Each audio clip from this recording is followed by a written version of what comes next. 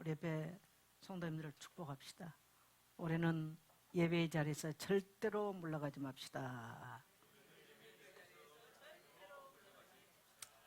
이제 긍정적 인사로 올해는 예배 자리에 세움 받읍시다. 그러한 우리 모든 성도님들 되시기를 축복합니다. 부득이 여러분이 성전에 나오지 못했다 할지라도 오늘 여러분이 꼭 하나님의 말씀 가운데 세워지기를 축복합니다.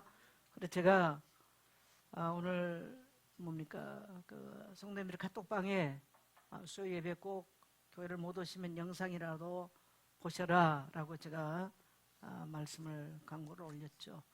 그러니까 지금 이제 우리가 지저스 리딩 성경 읽기를 하고 있는데 그리스도의 관점으로 성경 읽기 그 말씀이죠. 저는 항상 그리스도 관점으로 성경을 설교하고 또 성도들에게 지금까지 가르쳐 왔습니다. 그러나 또 올해는 우리가 그런 관점으로 성경을 읽기 때문에 제가 지금 빌립보서를 4장 지금 마지막을 끝을 못 맺었는데 오늘 제가 고민을 많이 했어요. 빌립보서를 할 것인가 하다가 성도들이 창세기 오늘 12장까지를 읽고 있는데 창세기 모세오경은 한 권의 책이기 때문에 같이 봐야 돼서 그리스도 관점으로 성경을 성도들이 좀 이해할 수 있도록 이거를 좀 해야 되겠다 이런 마음으로 오늘 개관을 하겠습니다. 그래서 여기 와 계시든 또 집에서 영상으로 어쩔 수 없이 직장에서라도 본다 할지라도 오늘 여러분의 신령한 눈이 열려지게 되기를 축복합니다. 자,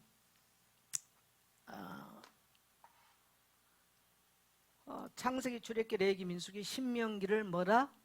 모세오경이다. 이거는 그래서 원래 하나의 책이에요. 그래서 우리가 이 하나의 책으로 봤을 때 기록 연대가 언제냐? BC 1444년에서 46년경으로 봅니다. 그럼 BC 주전경 한 15세기경이 되는 거예요. 그러면 출애굽한 이후에 이스라엘 백성들이 가데스 바냐에서 모세오경을 모세가 기록합니다. 이스라엘 백성들에게 읽히기 위해서 기록하잖아요. 과연 그럼 그것과 출애굽과 창세기가 무슨 상관이 있는가? 그래서 여러분 창세기는 태초부터 있어가지고 출애굽기를 가고 이게 아니고요. 출애굽한 이후에 창세기를 기록했다라는 역사적 배경을 이해해야 돼요. 그러면 왜 창세기를 기록했냐는 거야. 자, 창세기 1장 1절에 보니까 하나님은 뭐다? 창조주다. 창조주는 뭐다? 경배받으실 분이다. 이분만이 하나님이시다. 이란 말씀이에요. 이 말을 하기 위해서 지금 말씀하고 계시죠. 왜 그러니까 이스라엘 백성들이 430년 동안 애굽에 종살이를 했어요. 그래서 요셉이 죽고 난 이후에 급속도로 이제 우상화되어져 갑니다. 그래서 이스라엘 백성들이 430년 동안 애굽에 있으면서 엄청난 종살이와 고통을 받았습니다. 근데 이들이 빠져나왔을 때 뭘 가지고 빠져나왔냐? 유월절 제사를 드린 이후에. 근데 그 앞서 애굽에 강을 피로 물들이고 또 그들이 섬겼던 이 짐소나 또 뭐 사람이나 태양을 전부 다 무너뜨렸어요. 그걸 우상타파라고 그래요. 그래서 430년 동안 이들이 어디에 물들었냐면 우상 숭배에 완전히 물들인 거예요. 그래서 그들은 심지어 바로가 누구다? 신이다. 그래서 바로 왕의 아들은 뭐다? 신이다. 무슨 신? 태양신이다. 그렇게 섬긴 거예요. 그래서 이 성경을 기록하면서 과연 그들이 섬겼던 저 물이 나일강이라고 하는 저 어마어마한 풍부를 주는 저 물이 신이냐? 아니란 걸 가르쳤잖아요. 뭘로? 10가지 재앙을 통해서. 바로왕의 장자가 죽음으로써 그는 신이 아니라는 걸 가르쳐줬어요. 바로왕의 궁전에 수많은 메뚜기 떼가 개구리 떼가 밀려오면서 거기는 절대 신들의 거처가 아니란 걸 가르쳐줍니다. 그리고 하늘의 태양이 빛을 이룸으로써 하늘의 태양마저도 인간은 섬김의 대상이 아니다. 그래서 인간이 오직 섬길 수 있는 분이 누구다? 여러분, 창조주 하나님이다. 그걸 지금 설명하는 거예요. 자, 이해되신가요? 그리고 창세기 1장 1절 태초에 하나님이 천지를 창조하시니라. 저 애굽의 나일강도 저 하늘의 태양도 애굽의 모든 장자들도 바로 왕의 장자도 그들이 섬겼던 소나 이 모든 짐승까지도 누가 만들었어요? 하나님이 만들었어요. 그래서 창조의 내력을 쭉 기록하는 거예요. 인간도 하나님의 형상으로 인간도 하나님이 만들었다는 거예요. 그래서 오직 누구만이 하나님이시다? 창조주만이 하나님이시다. 그래서 이 우상을 답하는 목적으로 좀 성경을 기록하는 거예요. 그러면 창조주만이 뭐다? 따라 경배의 대상이다. 창조주만 경배받으실 분이에요. 그리고 이 세상에는 어떤 신도 없어요. 존재할 수가 없어요. 여러분 동의하신가요? 그래서 인간의 문제는요 언제 오냐? 자, 인간의 문제, 오늘 저나 여러분이 가지고 있는 문제가 언제 시작되냐? 경배에 실패하면, 다른 말로 말하면 예배에 실패하면 오는 거예요. 경배의 대상을 바꾸면 우상 숭배가 되고, 경배를 실패하면 불신자가 되는 거예요. 그래서 인간은 이 문제에 문제가 오면 안 되는 거야. 모든 인간의 문제는 여기서 출발해요. 그래서 모세오경을 기록하고 있는 것입니다. 너희들 봤지? 저 나일강이, 그들이 섬긴 저 나일강이 피로 변하는 것. 바로 왕의 장자가 죽어나간 거 봤지? 하늘의 태양이 빛을 잃은 것 봤지? 바로 왕의 궁전에 어마어마한 개구리떼가 쌓여서 죽어나간 거 봤지? 그거 설명하는 거예요. 오직 상천하지에 누구만이 하나님 신이시다? 우리의 하나님만, 엘로힘만, 아도나이만 하나님이시다. 그걸 가르치는 거예요. 그래서 태초에 하나님이 천지를 창조하시니라. 우리가 믿는 하나님만이 창조주시고 그분만이 우리가 경배하실 뿐이다. 이 세상 어떤 신도 경배의 대상은 없다 이 말입니다. 동의하신가요? 이것이 명확해야 돼요. 그래서 창세기 1장 1절 아주 중요한, 인간은 경배의 대상 바꿈으로써 그때부터 모든 문제가 오는 거예요. 경배의 대상 바꿔버리면요 1장 2절에 공허, 혼돈, 흑암, 이게 덮쳐요. 공허는 뭡니까? 비어있어 텅 비는 인생 살아요. 암만 열심히 돈 벌어도 인생은 비는 상태로 살아요. 혼돈, 무질서, 흑암, 귀신에게 잡히는 거예요. 악한 자, 쉐아크, 잡히는 거예요. 그래서 뭐가 필요해? 하나님의 말씀이 필요하죠. 말씀이 비춰지기 시작하니까 공허는 채워지기 시작해요.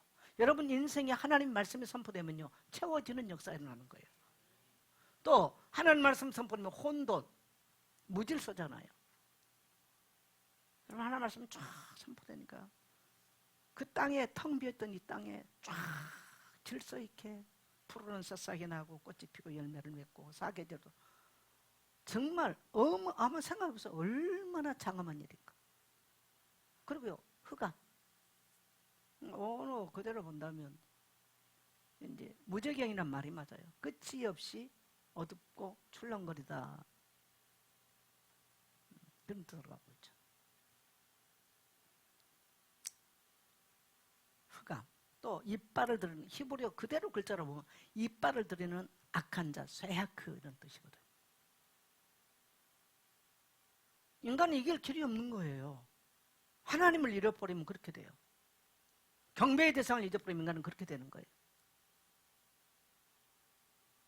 제가 이제 성경을 오늘 강해를 하지 않습니다.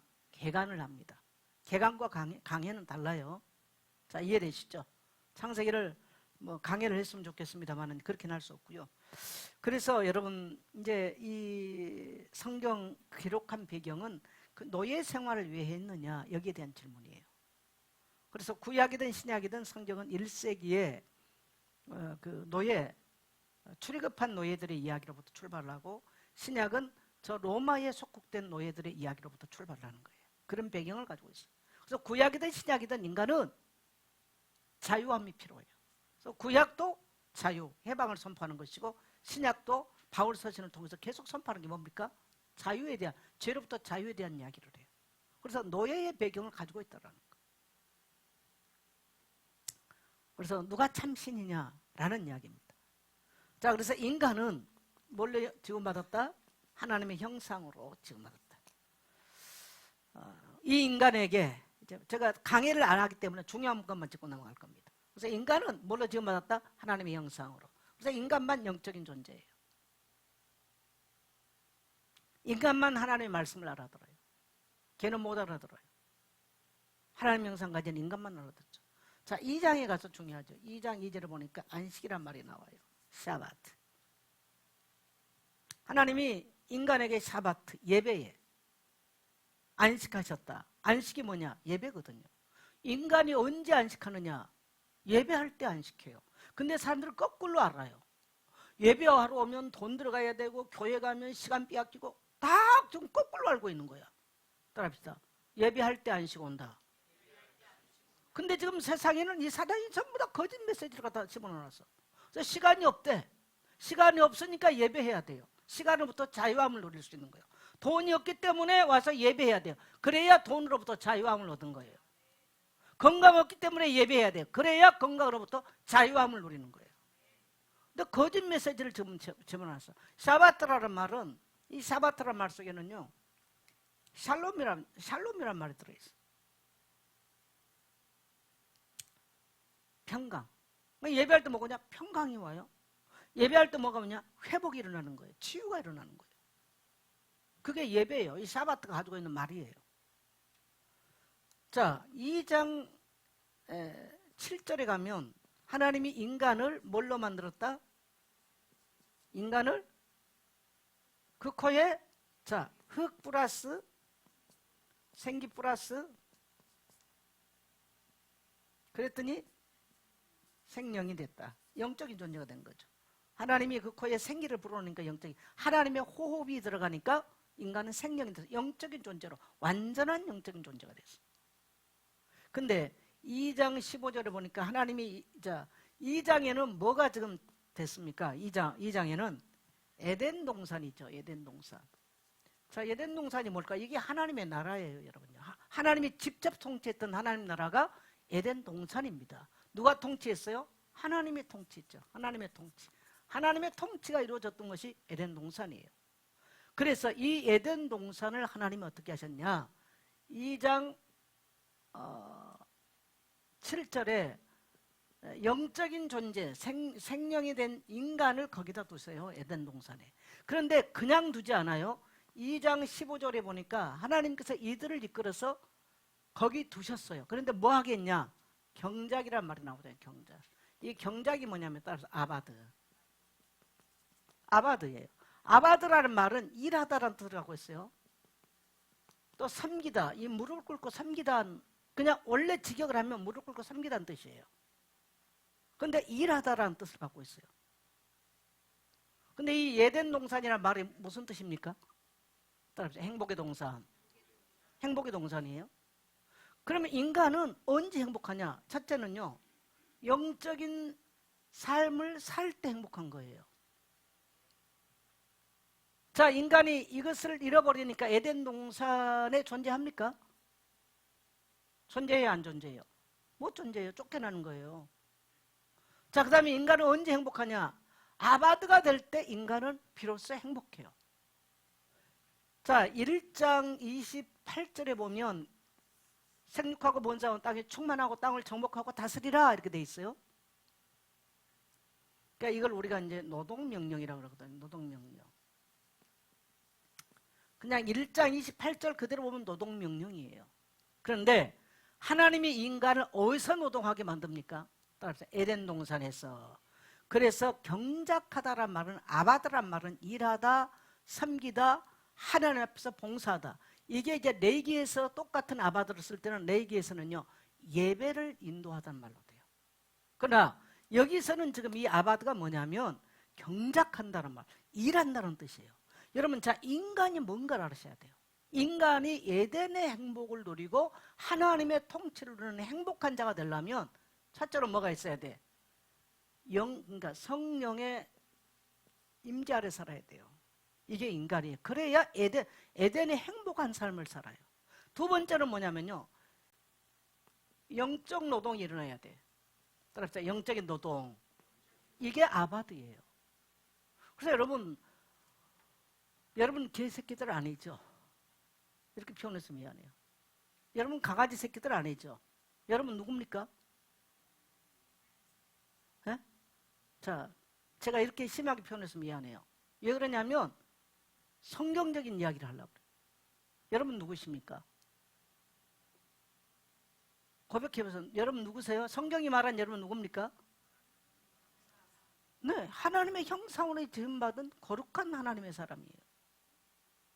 그러면 뭐를 해야 돼요? 따라합시다. 경작해야 된다. 인간은 언제 행복하냐? 영적인 경작을 할 때 행복해요. 뭘 할 때 행복하다? 근데 오늘날 지금 반대로 살아요. 영적인 일을 절대로 사단은 못하게 만들어요. 여러분, 사단이 지금 이 세상 모든 것이 누구의 메시지다? 사단의 거짓 메시지예요. 그래서 우리가 성경적 가치관을 갖고 성경적 세계관을 갖고 산다는 게 얼마나 중요한지 몰라. 성경책을 들고 있으란 말이 아니에요. 인간은요, 영적인 경작을 안 하면 점점 삶이 피폐해져요. 에덴의 축복에서 점점 멀어지는 거예요. 에덴 동쪽으로 떠나가요. 에덴 동쪽으로 뭐가 있습니까? 노 땅이 있죠. 창세기 4장에서. 그런 축복과 아무 상관이 없어. 누가 거했습니까? 가인이 거한 땅이에요. 하나님을 떠나버린 자들의 삶의 현장이에요. 그게. 오늘날 교회 안에 분명하게 예수 믿는다고 말하는데 에덴을 떠난 에덴 동쪽에 에덴 동쪽에 거하는 사람들이 많아. 왜 그러냐? 영적인 경작이 없어요. 저는 오늘 여러분에게 꼭 말하고 싶어요. 따라합시다. 영적인 경작을 이루자. 그래서 제가 몇 년 전에는 따라합시다. 나는 아바더입니다. 이 고백을 많이 시켰잖아요. 우리 분명한 속성을. 그래서 인간은 이 신령한, 이게 이제 신령한 복이에요. 이 일을 하는데 굉장히 행복해지는 거예요. 우리 인생이 이 땅에 살 동안 행복하게 살아요. 여러 가지 여러분의 인생에 시간이 바쁘고 뭐 여러 가지 핑계 댈 수 있을 겁니다. 그런데 영적인 경작을 하면 할수록 여러분의 인생은 에덴의 축복, 하나님의 통치를 받으면서 에덴의 축복을 누리게 되는 줄 믿습니다. 네, 성경이 우리에게 지금 2장을 통해서 에덴 동산 이야기, 그럼 뭔 얘기냐 도대체가? 그럼 어떻게 에덴 동산 살아? 인간이 창세기 1장 28절에 노동명령을 했던 이것을 에덴 동산 안에서 경작하는 자로 그렇게 살아가는 거예요. 그래서 여러분, 영적인 노동을 하시기를 축복합니다. 영적인 경작을 이루기를 축복합니다. 인간은 영적인 경작을 했을 때 굉장한 영적인 힘을 얻고 행복해지는 거예요. 에덴 동산의 축복을 누려요. 하나님의 통치를 다스리고 하나님이 주인 되는 삶을 사는 것입니다. 아멘. 그게 하나님 나라예요. 예. 자, 2장에서 중요한 게 바로 이제 그런 것들인데 2장 17절에서 이제 우리가 이것을 행위 언약이라고 그래요. 행위 언약. 행위 언약. 언약적 언약. 행위 언약이라고. 이게 뭐냐? 선악을 알게 하는 나무의 열매는 먹지 마라. 금지된 뭡니까? 금지된 선악과죠. 행위 언약이. 이거는 절대적으로 인간이 순종을 해야 돼요. 그래야 에덴 동산 안에서 영원 무궁토록 행복한 삶을 사는 거예요. 그래서 인간이 선악을 분별하고 판결하는 건 인간의 몫이 아니에요. 그건 누구의 영역? 하나님의 영역인 거죠. 그래서 인간이 그 영역에 손을 대면 안 되는 거예요. 선악을 알게 하는 거. 남 비판하고 정죄. 어떤 인간도 사람의 죄를 비판하고 사람을 정죄할 권리가 없어요. 누구만 하세요? 만드신 하나님만 해요. 그건 인간의 영역이 아닌 거죠. 그래서 인간에게는 뭘 요구한다? 선악과를 통해서요. 순종을 요구한다. 왜? 순종은 뭡니까? 우리가 피조물이기 때문에. 여기까지가 창조에 대한 이야기입니다. 아주 중요합니다. 여러분, 올해 여러분이요. 세우는 자로 아바드의 삶을 사십시오. 그러면 여러분의 삶은 점점점 힘을 얻고 행복해지는 삶을 살아요. 네. 저는 하나님의 나를 이 땅에 세상 일을 하는 자가 아니라 나는 세상 가서 껴보라면 적이 없어. 이 하늘의 신령한 일을 맡고 사는 거, 하나님이 나의 인생을 아바드로 불러주신 거, 영적인 경작을 위해서 불러주신 거 너무나 감사하게 생각해요. 그래서 저는 내 인생을 불행하다고 생각해 본 적이 없어요. 그러면 목사님이니까 그러냐? 아니에요. 여러분 마찬가지예요. 고백 한번 하실래요? 나는 아바되기 때문에 행복합니다. 신령한 복을 받은 자들이에요. 적어도 그리스도인들은 이 가치를 알고 사셔야 돼요. 자, 3장에 가겠어요. 3장 우리가 하도 많은 말씀을 들었잖아요. 자, 3장은요 범죄와 여자의 후손에 대한 인간의 범죄가 들어왔어. 그 다음에 여자의 후손이라는 하나님의 언약이 주어져. 이 말은 이제 영원한 언약, 예수 그리스도에 대한 언약을 하나님 주시죠. 그래서 3장 1절에 보면 누가 출연해요? 사단이 출연해요. 여기는 그냥 뱀이라 그러죠. 왜 뱀을 사단이라고 말하냐? 계시록 12장 9절로 10절에 보면 뭐라고 그랬어요? 큰 용을 잡고 보니 곧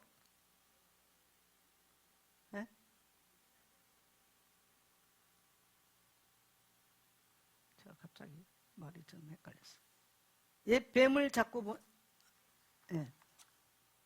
큰 용이 내어 쫓기니 그 이름이 사단이라고도 하고 마귀라고도 한다. 그 뱀이 언제 뱀입니까? 창세기 3장에 출현한 뱀이에요. 그래서 우리는 항상 기억해야 됩니다. 지금 배후에는 이 세상의 배후에는 뭐가 존재한다? 사단이 존재해요. 창세기 3장에 출현한 사단은 지금도 존재하고 있어요. 지금도 인간을 혼란하게 만들고요. 거짓 메시지로 어마어마한 거짓 메시지로 하나님의 가치를 지금 뒤바꿔 놓고 있어요. 인간이 다 거기 지금 쏟고 넘어가는 거죠. 그래서 자, 사단의 출현으로 말미암아 인간에게 뭐가 왔어요? 범죄가 일어나죠. 인간이 범죄해요. 왜? 3장 1절로 6절에 보니까 선악과를 따먹어버려요. 먹으면 안 되는 거 금지된 선악과를 따먹습니다. 사단이 따먹은 게 아니고요. 누가 따먹었어? 내가 따먹었어. 그래, 죄를 사단이 진 게 아니고요. 누가 지었어요? 내가 진 거예요. 그 범죄를 내가 한 거죠. 그래서 인간이 이 범죄로 말미암아 하나님과 원수가 되고 불순종으로 인해서 하나님을 떠나게 되는 인간의 비극이 옵니다. 그래서 인간은 이 범죄의 결과 첫째로 하나님과 단절이 돼요. 하나님을 상실해요. 가장 슬픈 일이에요. 하나님을 딱 상실하니까 인간은 뭐가 찾아와? 두려움이 찾아와요. 저는 귀신 들렸거나 정신문제하는 사람들 창세기 6장부터 3장 6절부터 10절을 아주 꼼꼼하게 다뤄줍니다. 그 다음에 뭐가 들어오는가? 수치심. 그 다음에 뭡니까? 낯을 피하는 낯을 피하는 거. 이거 전부 다 뭐에 속합니까? 정신문제 속해요. 그래서 이 수치심은요, 열등과 모든 정신 문제의 근원이에요. 정신적 고통의 근원인 거예요. 그래서 예수님도 수고하고 무거운 짐진 자들을 다 내게로 오라 라고 부르신 것은 인간이 이 땅에 살면서 근원적으로 고통하는 것은 예수님이 아니면 해결할 길이 없기 때문에 그렇게 초청을 하는 거예요. 그래서 여기서 어마어마한 많은 수치심, 열등감, 비교식 모든 게 다 여기서 출발을 하죠. 그래서 관계, 가정에서는 이제 서로 핑계대니 관계의 갈등, 관계의 갈등, 가정의 불화, 그 다음에 경제 문제, 이게 창세기 3장에서 다 출발하죠. 그 다음에 인간의 죽음의 문제까지 모든 문제가 다 여기서 출발하죠. 그래서 이 사단은 지금도 인간이 죄악 가운데 빠지도록 계속 유혹해요. 그래서 아까 이 부분을 바꾸라고 계속 사단은 지금도 네 돈 벌어야 돼, 교회 가지 말고 이렇게 계속 거짓 메시지를 합니다. 선택은 누가 하는 겁니까? 내가 하는 거예요. 계속. 그래서 우리는 쏘면 안 된다는 거죠. 네. 그래서 하나님께서 여기서 빠져나온 길로서 우리에게 주시는 것이 창세기 3장 15절 뭐예요? 여자의 후손이라는 약속을 주신 것이죠. 어떻게 여자가 자식을 둡니까?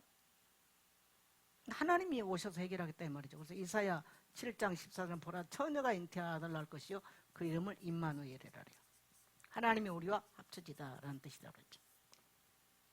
하나님이란 사인이에요. 하나님이 오셔서 인간의 문제를 해결하겠다. 왜? 만드신 분이 와야 해결이 되는 거죠.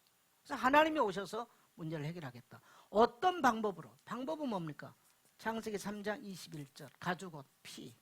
짐승을 잡았단 말은 피 흘렸다는 얘기입니다. 그래서 이때부터 인간은 무슨 제사가 필요해? 피 제사가 필요한 것입니다. 근데 인간은 이때에 창세기 3장에서 무슨 길이 막혔냐면요. 막힌 길이 있죠. 생명나무의 길. 자, 24절입니까? 예. 보니까 인간은 이때부터 생명나무의 길에 접속을 못해요. 생명나무 열매를 따먹어야 영생을 하는데 접속을 못해. 천사가 불칼 가지고 불칼로 화영검이라고 그러죠. 세라핌. 이걸 지키고 있는 거예요.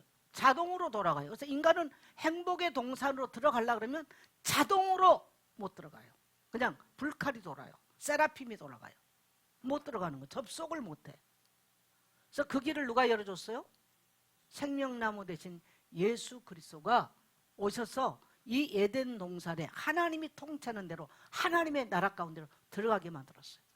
그래서 예수님이 오셔서 복음서에 뭐라고 그래요? 때가 찼고 하나님의 나라가 가까웠으니 뭘 소개합니까 지금? 하나님의 나라, 에덴 동산을 소개하는 거예요. 하나님의 나라를 가지고 왔어요. 성경의 결론이 뭡니까? 새하늘과 새 땅, 에덴 동산으로 끝나는 거예요. 성경은 에덴 동산을 시작해서 에덴 동산으로 끝나요. 계시록 20장 21장 22장에서 새하늘과 새 땅으로 에덴 동산으로 성경이 끝이 나는 거예요.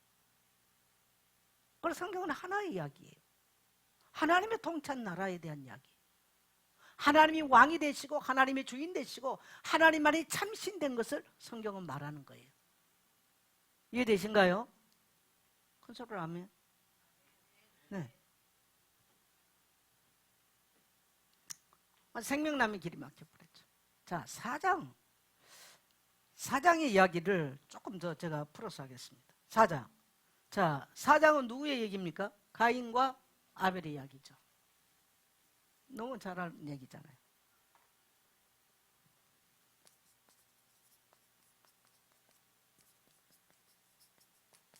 가인과 아벨의 이야기인데 하나님이 아벨의 제사는 받고 가인의 제사는 받지 아니했어요. 뭐의 문제입니까 지금? 이게 근데요 이제 죄가 창세기 3장에 죄가 확장되잖아요. 확장.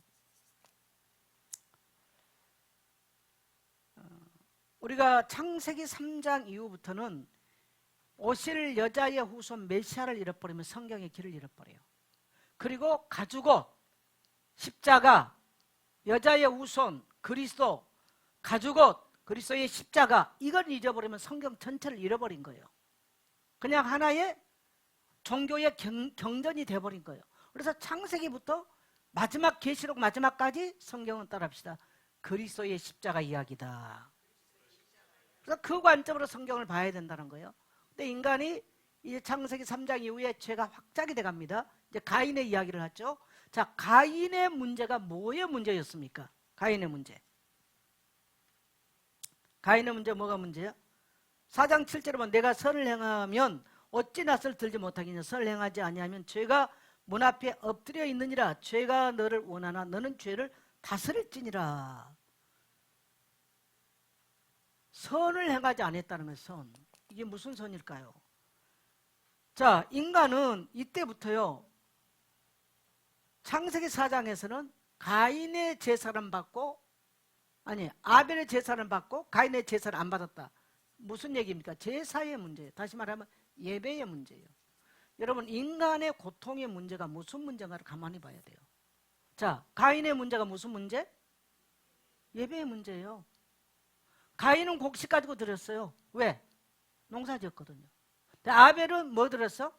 양 가지고 드렸어요. 근데 여러분 그 시대에는요 창세기 4장에서는 인간이 동물을 먹지 않는 시대, 육식을 안 하는 시대예요. 근데 아벨이 양을 쳤다? 뭐 하기 위한 것입니까? 예, 제사 지내기 위해서. 목적이 하나밖에 없어. 제사하기 위해서. 피제사를 드리기 위해서. 단순하게 행위의 이야기가 아니고요 인간은 하나님을 예배하지, 바른 예배하지 못하면 죽는다는 걸 알아. 그러니까 어떤 종교적인 그냥 행위적인 이것이 아니라 피언약으로 드려진 예배가 아니면 죽는다는 걸 아는 거예요.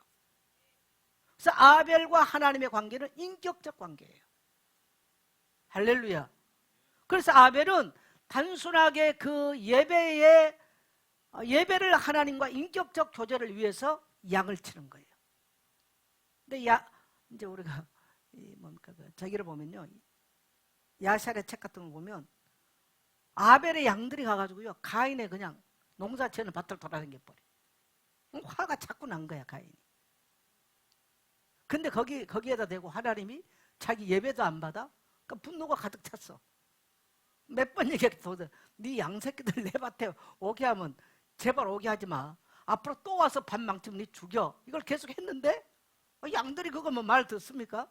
양들이 가서 가인의 이 농사 짓는 밭을 자꾸 망쳐놓은 거야. 처음에 양새끼도 죽였겠죠. 근데 성경은 양새끼 죽인 건 안 기록하죠. 나중에 누구를 죽여요? 아벨을 죽여요. 인간은 이제 죄성이 드러나기 시작해요. 근데 여기서 비교시 또 뭐가 나냐? 분노. 여러분, 죄가 쌓이면서 인간에게는요, 뭐가 형성돼요? 분노가 일어나요. 근데 이것이 뭐냐면 예배의 실패예요. 우리가 하나님을 떠나고 예배의 실패가 되면요, 인간의 깊은 죄성, 아까 창세기 3장에서 나왔던 모든 그 정신적인 그런 비교의식이나 열등감이나 분노나 상처가 다 일어나는 거예요. 이걸 인간은 다스릴 길이 없는 거예요. 그래서 예배 앞에 나와야 우리 속에 원래부터 있는 이 죄성을 다스릴 수 있는 겁니다. 그래서 인간은 예배를 해도 좋고 안 해도 좋고가 아니에요. 교회 와도 분노가 안 다스려져 가지고요, 이런 문제가 막 일어나 버려요. 동의되신가요? 그래서 인간은 자기 스스로가 못 다스립니다. 이게 하나님과 인격적 관계가 형성이 돼야 가능해요. 그래서 예배가 인간에게 얼마나 중요하냐. 이 장에서는 인간이 안식을 누리는 방법으로서 예배를 말했다면 3장 이후부터는요, 언약적 관계. 아니면 죽어요, 인간은. 이거 바꿔버리면 인간은 죽는다는 얘기로 나와요. 그래서 제가 보혈 찬송을 늘 예배 때 오네요. 여러분, 찬양하는 분들 잘 하셔야 돼요. 오늘날 너무나 감미롭고 좋은 찬양들이 많아. 나는 솔직히 어떤 거는 찬양이라는 말을 붙이고 싶지 않아요. 굉장히 사람들에게 감동을 주고 감미롭고 아름다운 곡이기 때문에 그걸 찬양을 생각하면 그건 한 개인의 고백일 뿐이에요. 그러면 찬양이라는 게 뭐냐? 그가 우리에게 행하신 일을 고백하고 높이는 게 찬양이에요. 그래서 내가 찬송가의 책을 웬만하면 많이 해라 이 말은 뭐냐면, 찬송가에 있는 찬양은 신학자들이 검증을 한 겁니다. 신학적으로. 그러나 오늘날 많은 찬양들이 검증되지 않는 어떤 개인의 고백인데 감미롭고 곡이 아름답고 가사들이 굉장히 서정, 이런 게 많이 나와요. 굉장히 위험한 게 많아요, 사실은요. 그러면 예배는 뭐냐면요, 핏부림의 예배인 거예요. 그건 인간은 바꾸면 안 돼요. 가인은 그거 바꾼 거예요. 그래서 우리가 하나님을 찬미하는 것도요, 그의 죽으심을 찬미하는 게 맞아. 동의하신가요? 저는 그래서 늘 제가 부탁을 하죠. 예배 때 보혈 찬송해라. 왜? 핏부림이 끝나버리면 끝나는 거예요. 인간은 절대로 살지 못해요. 오늘날 이렇게 말하면 너무 극단적이 아닌가라고 말할 수 있을 겁니다. 근데 여러분은 성경을 지저스 리딩 쪽으로 읽어가면 갈수록 나는 그게 맞다고 봐요. 우리는 그런 찬양을 떠나버리면 버릴수록 얼마나 우리 내면이 공해진가를 알아요. 저는 그래서 그건 놓칠까봐 늘 염려해요. 감미로운 음악들, 감미로운 찬양들, 좋은 곡들 좋아요. 그러나 예배용은 아닌 거예요. 이걸 분별할 줄 알아야 돼요. 오늘 가인의 예배 실패가 뭡니까? 여러분, 가인 지금 예배 안 했어요? 분명 곡식 가지고 했다고 나와요. 근데 이걸 히브리서 11장 4절에서는요, 가인과 아벨에서 예배에서 뭐라고 말해요? 아벨은 그 예물이 증가하느니라. 그러니까 우리가 형식, 예배라고 하는 형식이 문제가 아니고요, 무슨 예물로 가지고 드렸느냐. 다시 말하면 우리가 무엇을 붙잡고 예배했느냐는 거예요. 따라합시다. 예수 그리스도의 십자가 보혈로 예배하는 것이다. 그 예물이 증거하는 것입니다. 그래서 우리는 창세기부터 계시록까지 예수 그리스도, 지저스, 성경은 그리스도에 대한 이야기인 거예요. 그걸 빠지면 안 되는 거죠. 자, 그래서 선을 행하지 않으면 죄가 어디에 있다? 문 앞에 엎드렸다. 그 문 앞에 엎드렸다는 표현은요, 짐승이, 이걸 이제 언어적으로 보니까 문 앞에 딱 엎드리는 뭐냐면 짐승이 먹잇감을 노리고 웅크리고 앉았다는 뜻이에요. 여러분, 우리가 피의 제사를, 십자가의 보혈을 잊어버리면요, 어떻게 된다고요? 죄가 우리 인생의 문 앞에서 웅크리고 나를 삼키려고 했어요. 무서운 얘기예요, 이 얘기가. 그러니까 여러분, 오늘 페이퍼에 제가 다 써놨어요. 그래서 오늘 저는 우리 모든 성도님들이 예배가 뭔가를, 그래서 기독교는요, 종교가 아니에요. 따라서 생명이다. 죽느냐 사냐 생명의 이야기지 어떤 종교 예식으로서 그 예배가 아닌 거예요. 맞으시면 아멘 합시다. 네. 그래서 죄는 이미 가인의 마음에 어디까지 와 있다? 문 앞에까지 와 있어. 왜? 피제사 놓쳤기 때문에 가인의 마음의 문 앞에까지 있습니다. 그래서 죄가 이렇게 문 앞에까지 와 있기 때문에 비교의식이 일어나고 분노가 일어나고 그렇게 되는 거예요. 그런데 아직 들어오지 않았죠. 언제 침입할 줄 모르죠. 그래서 그리스도의 피에 언약적 예배에 실패하면 죄의 권세는 마음의 문 앞에 엎드려 있습니다. 여러분 항상 기억해야 됩니다. 그래서 우리가 피할 수 있는 것은 따라합시다. 십자가 보혈 아래. 죄를 다스리는 길은 오직 그리스도의 십자가 보혈에 의지하는 예배밖에 없어요. 자, 그 다음에 죄가 너를 원한다. 죄는 항상 우리를 지배하고 소유하라고 하는 강한 욕망을 가지고 있다라는 거예요. 나는 이 성경 구절이 지금 사실 제가 강해가 아니기 때문에 이렇게 안 할 건데 내가 지금 하고 있어요. 죄가 여러분을 원한다는 거예요. 죄가 여러분의 마음의 문 앞에, 여러분의 인생의 문 앞에 엎드려 있고요. 죄가 여러분을 원하는데, 이 원한다는 말은 여러분을 죄가 소유하려고 한다는 거예요. 죄가 여러분을 통치하려고 한다는 거예요. 인간은 원래 누가 통치해야 돼요? 하나님이 통치해야 되는 거예요. 그래야 에덴의 축복을 누린 거예요. 그런데 그래서 죄가 너를 원한다. 죄가 그래서 가인의 주인이 되려고 한다는 거죠. 인간은 하나님이 주인 돼야 돼요. 근데 죄와 사단의 종이, 인간은 죄를 다스리지 못하면 죄와 사단의 종이 되는 거예요. 그래서 로마서에서 뭐라고 말합니까? 너희가 전에는 죄의 종이었더니 지금은 의의 종이 됐다. 사람은 똑같은데 예수 그리스도를 믿고 안 믿고에 따라서요, 죄의 종이 되느냐, 사단의 종이 되느냐, 의의 종이 되느냐, 그렇게 되는 거예요. 무시무시한 얘기죠. 자, 그 다음에 너는 죄를 뭐하라? 다스릴지니라. 하나님은 가인에게 죄를 다스릴 책임과 가능성을 동시에 주시죠. 그래서 혼자 할 수 있다는 말이 아니에요. 하나님의 경고와 은혜 안에서 선택하라는 요청입니다. 내가 죄를 다스리겠다는 선택은 누가 해야 돼요? 내가 해야 돼요. 이때에 하나님의 은혜가 작동되는 줄 믿습니다. 예. 그래서 죄는요, 관계의 문제입니다. 여러분, 죄는 행위의 문제가 아니에요. 자, 우리가 죄를 지었단 말은요, 우리는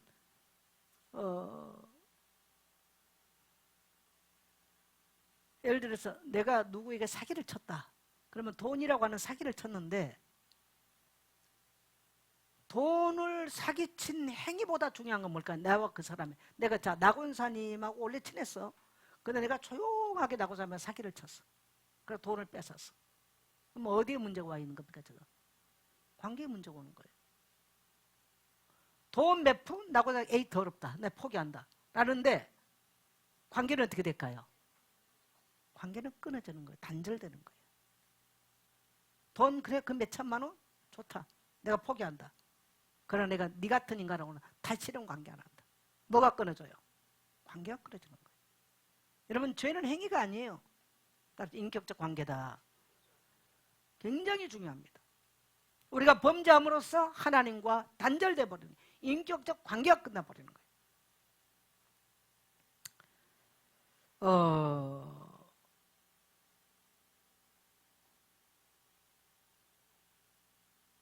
그래서 인간은 하나님 관계가 어려울 때 죄는요 굉장한 힘을 얻어요.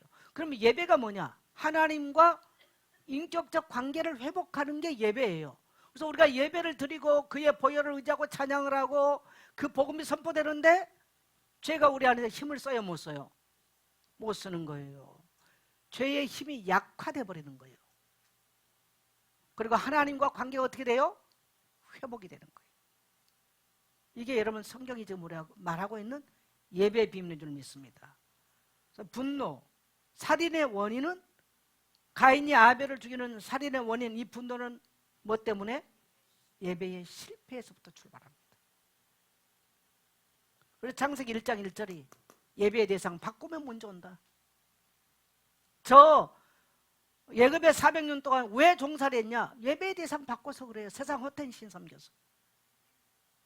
그걸 성경은 출애굽한 이후에 가데스 바네아에서 이걸 창세기를 기록하는 거예요. 이해되십니까? 그래서 창세기 4장 안에 또 하나는 가문으로 이어지는 타락의 죄상이 나죠. 가인 한 사람은 끝나는 게 아니고요. 그의 후손 4대에 나타난 라멕이 있어. 라멕이 뭐라고 말해? 아다야 실라야, 자기 여자들이잖아요. 내 말을 들어라. 내가 상처로 말미암아 사람을 죽였고 상함으로 말미암아 소년을 죽였다. 여러분요, 이 가문 안에 이 죄성이 점점 확장이 되는 겁니다. 한 가문의 예배를 실패하는데 그 후손은요, 이 죄가 어마어마하게 확장이 돼요. 여러분 이걸 인식을 꼭 하셔야 돼요. 가문의 문제를 다뤄야 되냐 말아야 이거를 굉장히 말을 많이 합니다. 여러분 성경을 보면요, 가문의 문제 빼낼 수가 없어요. 축복도 가문 대물림에 갑니다. 맞아요? 이런 저주도요 대물림 가고 있는 거예요. 그래서 언제든지 이런 것들이 대물림 돼가다가 딱 성경은 족보 이야기가 나와. 족보 얘기는 굉장히 중요한 얘기예요. 죄의 확장 이런 것들이 이제 계속 이렇게 나갔죠. 자, 5장을 가면 셋으로 이어지는 아담의 족보가 나오죠. 4장 16절부터 30절까지는 이제 가인의 족보가 나와요. 가인의 족보는 이미 예배에 실패한, 언약에 실패한, 이 언약이라는 것은 뭐냐? 그리스도에 대한 믿음이 상실된 족보. 더 이상 기록할 가치가 없어. 여기서 끝나요. 그리고 5장에는 누구 이야기? 셋의 이야기. 아벨 대신 하나님이 셋을 주셨고 비로소 그때의 세상에서는 여호와의 이름을 불렀더라. 하나님의 이름을 다시 부르기 시작해요. 그러면서 셋의 이야기로 가는 것입니다. 그리고 족보는 그렇게 딱 정리됩니다. 여러분과 여러분의 후손의 이야기가 하나님의 족보 속에서 지원받았다, 지워졌다라고 한다면 얼마나 비참합니까? 그리스도 오실 때까지 이어지는 이러한 셋의 족보와 같이 영광스러운 하나님의 사람으로 살게 되시기를 축복합니다. 자, 6장은 노아 방주 이야기예요.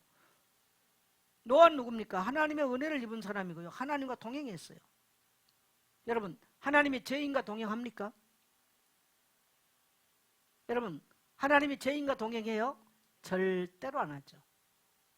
그래서 노아는 당대에 뭐예요? 의인이에요. 의인이 뭐예요? 하나님의 말씀을 믿고 사는 게 의인이에요. 그럼 하나님의 뭘 믿었을까요? 하나님이 실은 언약을 믿은 거예요. 여자의 후손이 와서 그의 피로 속죄를 이룰 것이다. 그거 믿고 있는 거죠. 노아는 그걸 믿었어요. 그렇기 때문에 하나님과 동행을 했어. 함께 걷다라는 뜻. 이 함께 걷는 자에게 모든 비밀을 다 말하잖아요. 120년 후에 세상 멸망할 거다. 이런 방주제라. 은밀한 이야기를 하는 거예요. 저도 가까이 있는 사람에게 이야기하죠. 멀리 있는 사람은 누가 말합니까? 그렇죠? 여러분, 하나님과 가까워지면요, 하나님의 음성을 들어요. 그럼 우리가 어떻게 하나님의 음성을 듣냐? 말씀으로. 말씀이 곧 하나님. 그래서 우리는 매일 하나님을 보는 거예요. 여러분, 아침마다 하나님을 보십시오. 저녁마다 하나님을 보십시오. 그래서 하나님하고 여러분과 긴밀해지고 친밀해지면요, 비밀을 말해주는 거예요. 여러분의 인생의 비밀도 말해주고요, 여러분이 또 가정 안의 비밀도 말해주고요. 이 세상의 비밀도 말해주는 거예요. 할렐루야. 자, 그래서 하나님이 노아에게 뭘 지어라? 방주. 자, 여러분 방주 안에 들어간 사람 어떻게 됐어요? 다 살아났어요. 그래서 방주는 자, 두 번째 오실 예수 그리스도의 예표예요. 첫 번째는 여자의 우선이 오실 예수 그리스도의 예표, 가죽옷이 오실 예수 그리스도의 예표. 자, 이제 두 번째로는 방주가 오실 예수 그리스도의 예표. 그래서 어떤 죄인이라도 그 그리스도 안에 들어가면 살아나는 거예요. 방주 안에 들어가면 사는 거예요. 그래서 방주는 그리스도를 예표하기도 하고 오늘날 교회, 신약의 교회를 예표하기도 그렇습니다. 그래서 6장 14절 너를 위하여 뭘 만들어라? 방주. 여러분의 말씀 운동을 하고 교회를 세운 거는 교회를 위해서가 아니에요. 누구를 위해서 하고 있어? 여러분을 위해서 하고 있는 거예요. 여러분 오래 세우십시오. 교회를 세우십시오. 현장 교회를 세우십시오. 흩어진 교회를 세우십시오. 누구를 위해서? 나를 위해서 하는 거예요. 여러분을 위해서 경작하는 거예요. 자, 7장 1절에 보니까 온 집은 방주로 들어가라. 어디 들어가라? 지었으면 들어가야 돼. 그 안에 온전히.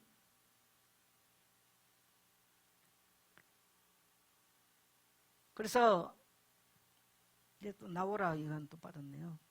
방주 짓고 들어가는 길만이 심판에서 살아남는 길입니다. 올해 여러분이 그런 세우는 자가 되십시오. 방주를 세우는 자. 그래서 아바드가 되십시오. 자, 7장을 제가 안 줬나요? 7장 줬는데 했나? 자, 8장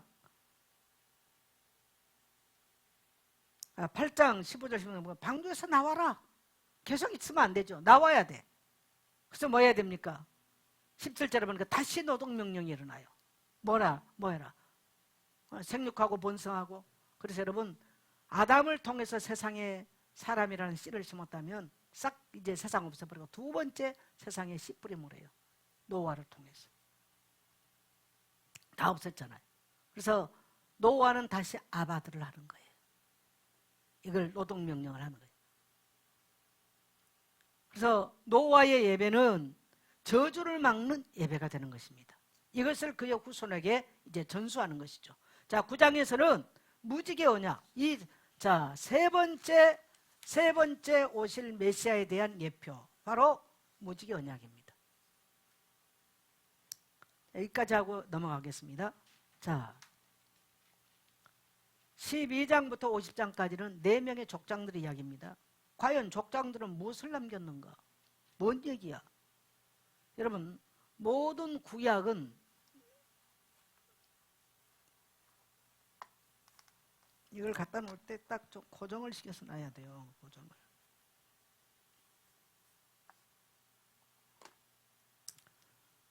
모든 구약 성경은 따라합시다. 가나안으로 가라. 구약 성경의 이정표는 가나안 땅으로 되어 있어요. 오늘 우리가 읽었죠. 자, 가나안 땅. 가나안 땅이 도대체 무슨 땅이냐? 따라합시다. 메시아가 오실 땅. 그래서 이것은 예언적 선포입니다. 아직 메시아가 안 왔어요. 그리고 이제 아브람 불러서 너는 본토 친척 아버지 집을 떠나 내가 내게 지시할 땅으로 가라. 도대체가 그 땅이 뭐가 중요하고 무슨 땅이길래 한 노예를 불러서 인생 송두리째 다 뽑아가지고 거기 가라는 겁니까? 따라합시다. 메시아 그리스도 오실 땅. 창세기 3장 15절 주인공이 오실 땅이에요.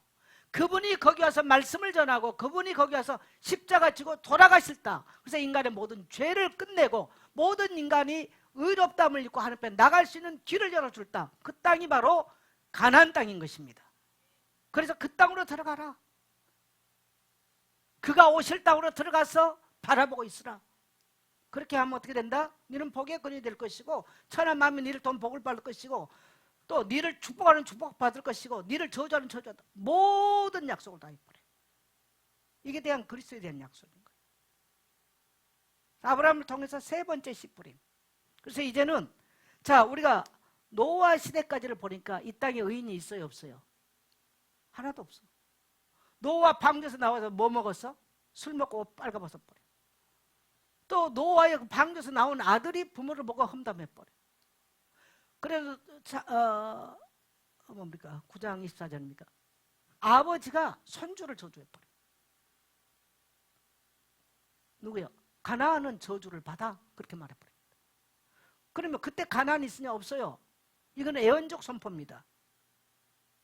그래서 출애굽한 이후에 이스라엘 백성들 전부 다 어디 땅을 정복하러 가? 가나안 땅 정복하러, 가나안 땅 진멸하러 가는 거예요. 애언적 선포예요. 장차 일어날 예언적 선포예요. 자, 가나안 땅으로 들어가라. 이것도 예언적 선포예요. 앞으로 메시아가 오실 땅, 그 땅 가서 기다려라. 거기서 기다리고 있는데 복을 받아. 우리는 다시 오실 그리스도를 믿고 앉아있는데 뭘 받아? 복을 받는 거예요. 할렐루야.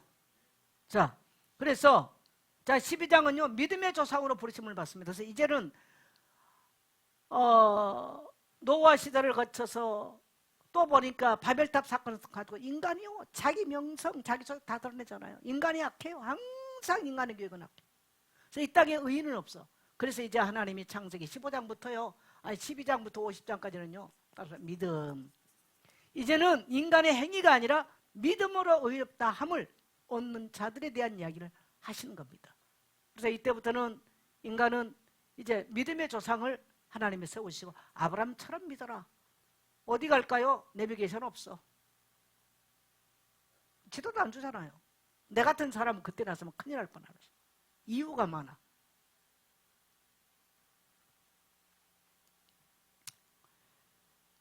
그래서 12장에서 사실 가나안 땅과 복의 근원. 이제 여러분요 아브라함에게 계속 하는 말 뭐냐? 땅, 후손, 복. 이 얘기 계속해요. 땅 줄게. 무슨 땅? 가나안 땅. 그 다음에 너의 후손이 하늘의 별같이 모래알만하게 할게. 그러면서 또 하나 네 씨로 이 말을 해요. 씨 이 말과 후손 같은 말인데 약간 뉘앙스는 다릅니다. 이 씨라는 말은 지금 여자의 후손을 포함하고 있어요. 땅 줄게. 네 후손이 하늘의 별과 땅에 모래같이 많을 거야. 네 씨로 말미암아 대적의 문을 얻을 것이야. 이 씨에 대한 이야기 계속해요. 그러면서 그런 너에게 복을 줄게. 좀 이 얘기입니다. 나는 너의 하나님이 될 것이고 너의 후손의 대대의 하나님이 될 것이다. 이 이야기를 계속하고 계신 거예요. 이게 아브라함에 대한 이야기예요. 그럼 나은지 네가 믿느냐? 나은지 8일 만에 할례 받아라. 핏덩이 때부터 이거 심어놔라 이 말이에요. 가나안 땅, 메시아가 오실 땅 거기 가 있으라. 네 후손 분명하게 많아. 왜? 메시아가 와야 되니까 네 후손에서. 네 씨에서 대적의 문을 사단의 대적들의 문을 부술 사람이 올 거야. 어디에? 가나안 땅에서. 좀 그 얘기입니다. 그래서 우리는 갈라디아서 3장 29절을 보면 너희가 그리스도의 것이면 또한 아브라함의 후손이라. 우리가 그리스도를 믿음으로써 아브라함에게 언약한 이 엄청난 축복이 하나님이 우리 하나님이 되시고 이런 어마어마한 축복이요 그대로 상속돼 버리는 거예요. 우리는 언약의 당사자 아니에요. 언약은 누가 맺었어? 아브라함이 맺었어요. 내가 맺은 적이 없어. 근데 그리스도를 통해서 우리는 그 언약적 축복이 이루어진 줄 믿습니다. 그래서 아브라함이 남겨놓은 거 뭐냐? 막벨라 굴을 남겨놔요. 아브라함이 죽을 때가 다 될 때 보니까 막벨라 굴이 중요하구나. 이 가나안 땅이 중요하구나. 땅을 사야 되는데 이 땅 전체는 살 수 없고 무덤 만들 땅을 사야 되겠다. 그래야 우리 후손들이 계속 이 땅에 세계 어디가 있든지 묘지에 성묘하러 와서 이 땅 오겠지. 이걸 아브라함이 딱 생각한 거예요. 그래서 막벨라 굴을 땅에서 아내의 장기를 삼습니다. 자, 그러면 이삭은 뭐 한 사람이에요? 이삭은 뭐 했어요? 순양이라고 합니다. 수양이라고 합니다. 수양 경험해요. 자기가 죽음에 위해서 오실 수양 되신 예수 그리스도를 경험한 사건이죠. 그래서 창세기 26장에서 흉년 들었는데 하나님이 밤에 네 애굽으로 가지 마. 이 땅에 머물러. 흉년 들었는데 그 땅에 머무르니까 그 해에 100배를 얻었고 마침내 왕성하고 창대하여 거부가 되는 복을 누려요. 따라서 그리스도 안에 있으면 흉년이 와도 대적이 와도 우리를 공격할 수 없다. 그걸 보여주는 거예요. 그럼 계속 이들의 후손이 나는 너의 하나님이 될 것이고 너의 후손의 하나님 될 것이다. 그래서 그 후손은 뭐라고 부릅니까? 아브라함의 하나님, 이삭의 하나님, 야곱의 하나님. 왜? 대대의 하나님이 됐어. 따라합시다. 우리 하나님은 우리 대대의 하나님이십니다. 여러분의 가문의 대대의 하나님 되시기를 축복합니다. 그 다음에 야곱. 야곱은 어떻게 됐어요? 네. 야곱은 28장은 3형절 아닙니까? 똑같아요. 자손 땅, 이 창세기 도망가던 날 밤에 네 자손이 많아질 것이다. 네가 이 땅으로 돌아오게 될 것이다. 그리고 모든 족속이 다 너를 통해서 복을 받게 될 것이다. 똑같은 언약이 지금 전수되고 있어요. 그 다음에 뭐라고 합니까? 이 가나안 땅, 막벨라굴, 죽을 때 하는 이야기입니다. 하나님이 그 가나안 땅을 주실 거다. 그리고 내가 죽은 후에 나를 메고 그 막벨라 굴에 갖다 장사하고, 그래서 애굽에서 수백 년을 살았던 그들이 막벨라 굴로 올라가는 거예요. 그러면서 뭐라고 말합니까? 이걸 또 후손에게 전수하잖아요. 이렇게 지금 이게 전수되고 있어요. 자, 요셉 창세기 50장 24절 50절에 보면 내 해골을 메고 어디로 가라? 가나안 땅으로 가라. 그래서 여러분 모든 족장들은요 어디로 가라? 가나안 땅으로 가라. 왜 이 땅이 그렇게도 중요합니까? 따라합시다. 그리스도 오실 땅. 그래서 이 4명의 족장이 그걸 표지판으로 안내를 하고 있어요. 그래서 이들의 인생의 마지막이 다 어디서 끝납니까? 가나안 땅에서 끝이 나요. 애굽에서 죽었지만 해골이 그쪽으로 와서 끝이 나는 거예요. 그리스도가 오실 땅. 이게 족장들의 신앙이었어요. 그러면 출애굽기의 얘기가 도대체 무슨 얘기입니까? 출애굽기까지만 제가 할게요. 자, 출애굽기 성경을 좀 한 군데 찾겠어요. 출애굽기 1장 8절을 가겠습니다. 이 성경 구조는 굉장히 중요한 성경 구조죠.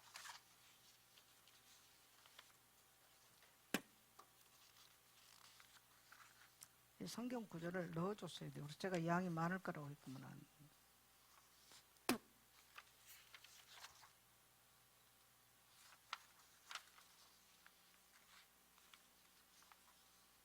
이게 빠졌어요. 출애굽기 1장 8절. 성경책을 저기 좀 갖다 주세요. 이걸 빼버리면 이거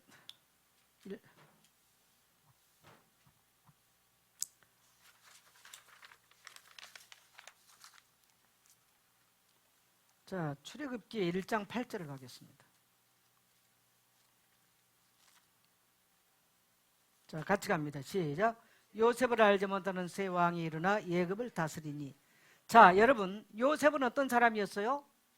자기가 죽어도 해골 메고 가나안 땅 갖다 놔라 라고 하는 확실한 믿음의 사람이에요. 그런데 요셉을 알지 못한 새 왕이 나왔다. 이 말은 이제 온 세상에 요셉이 믿었던 그 하나님, 그 창조주 하나님, 그 피의 언약이 잃어버렸다는 얘기입니다. 그러니까 애굽 땅에 지금 이 하나님을 섬기는 자가 없는 거예요. 이게 지금 그래서 왕이 이스라엘 백성들이 이걸 잃어버리니까 어떤 일이 납니까?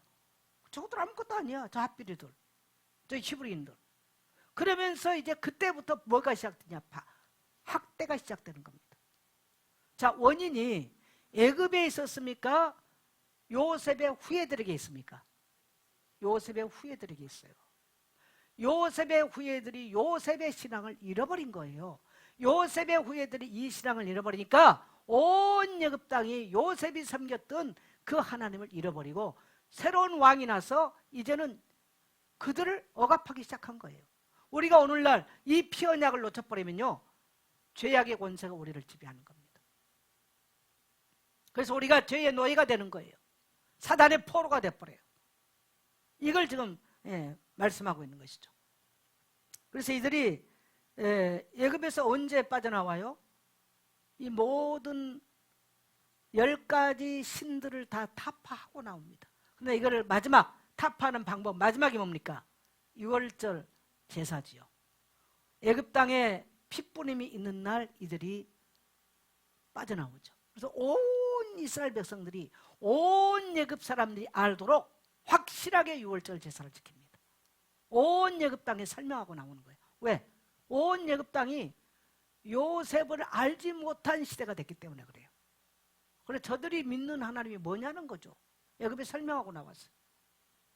오늘 우리는 이 시대를 살면서요, 따릅시다. 우리가 믿는 하나님, 창조주 하나님, 이걸 온 땅에 설명해야 돼요. 그래야 흑암이 끝나요. 그 다음에 9장 6절 시내산 언약이죠. 이제 출애굽해가지고 피 발랐더니 다 빠져나왔어요. 우리가 오늘 또 예수 의 십자가 복음 붙잡고 있으면요, 사단의 권세가 무너질 것이고 죄의 권세가 무너지는 것입니다. 그래서 시내산에 가니까 하나님이 왜 불렀는가를 말해요. 두 가지예요. 너희는 내게 대하여 제사장 나라가 되고 거룩한 백성이 될 것이다. 아니, 이 노예들이 상관없는 거예요. 하나님이 그렇게 세상에 그들을 드러낼 것입니다. 그렇게 하기 위해서. 그 다음에 20장부터 뭡니까? 나 외에 다른 신 섬기지 마라. 뭡니까? 십계명을 선포하는 거예요. 자, 여기서부터 이제 창세기를 왜 썼는가가 설명되는 이야기죠. 19장부터 24장 율법 선포죠. 도덕법 뭡니까? 십계명이에요. 나 외에 다른 신 섬기지 마. 섬기면 어떻게 된다? 종 된다. 애굽 땅 종되었던 거 알지? 그 말이에요. 그 다음에 시민법, 하나님의 백성으로서의 어떻게 살 것이냐, 노예들이니까 시민법. 그 다음에 예식법, 예식법 뭐예요? 예배법이죠. 예식법은 그리스도 안에서 성취되고, 도덕법과 시민법은 천국 갈 때까지, 도덕법은 천국 갈 때까지 안 끝나는 거죠. 그 다음에 시민법은 뭐 지켜도 되고 안 지켜도 됩니다. 그리스도 안에서. 자, 25장부터 40장 뭐 지어라? 성막 지어라. 성막 지어서 40년 동안 뭐 합니까? 예배 드리는 거예요. 무슨 예배 드렸어요? 피의 예배 드려요. 40년 내내 양 잡고 소 잡고 피 예배 드려요. 아무것도 안 시켜. 40년 동안 그것만 했어. 왜? 그만큼 중요해요. 여러분, 예수 그리스도의 십자가 놓쳐버리면 죽어요. 평생 그거 붙잡고 살아야 돼요. 우리는 늘 그 은혜 잊어버리면 안 되는 거예요. 자, 여기까지 출애굽기 이야기. 내기서 뭐 쉽게 말하면 내기서 뭡니까? 아니, 성막 지어놓고 5대 제사, 번제, 하목제, 속건제, 소제, 이거 40년 동안 그 제사법 가르치는 거야. 뭐요? 하나님의 백성들이 거룩성을 훈련하는 거예요. 어떻게 거룩한 백성이 돼요? 제사를 통해서. 그게 레위기서 이야기예요. 그 5대 제사 이야기예요. 자, 이해되셨죠? 근데 5대 제사는 언제 끝이 납니까? 율법을 사람들이 자꾸 폐기물로 여기는데 그렇지 않아요. 율법이 끝난 게 뭡니까? 율법은 5대 제사만 그리스도 안에서 끝났습니다. 성취된 겁니다. 도덕법은 끝났어, 안 끝났어? 나 외에 다른 신 섬기지 마라. 이런 건 도덕법이라 그러거든요. 도덕법 안 끝났어요. 시민법, 뭐 예를 낳을 때는 어떻고, 이거는 뭐 해도 되고 안 해도 돼요. 그리스도 안에서. 5대 제사는 완전하게 성취됐습니다. 우리는 양 잡고 소 잡고 예배 드리지 않아요. 그리스도의 피로 완성됐습니다. 그래서 히브리서 9장 12절을 보면 양이나 짐승의 피로 하지 아니하고 그리스도의 피로 영혼이 단번에 제사를 드렸죠. 다른 제사가 필요 없어요. 그래서 완성된 거고 성취된 거죠. 자, 민수기 광야 학교 훈련입니다. 여기서부터는 조금 좀 설명이, 이건 제가 다음 주에 한 번 더 하겠습니다. 여기까지 하겠습니다. 여러분, 창세기부터 레위기서까지 어마어마하게 긴 내용을 1시간쯤 제가 했는데 이해가 되십니까? 예배가 얼마나 중요한 거 이해되세요? 왜 십자가 보혈을 그렇게 목사님이 자꾸 강조한 거 이해되세요? 인간은 그거 놓치면 죄의 권세를 못 이겨서 죽여요. 사단의 권세 못 이겨요. 그래서 죽습니다. 그래서 우리는 찬양할 때도요, 예배 때마다 그 찬양이 필요한 거예요.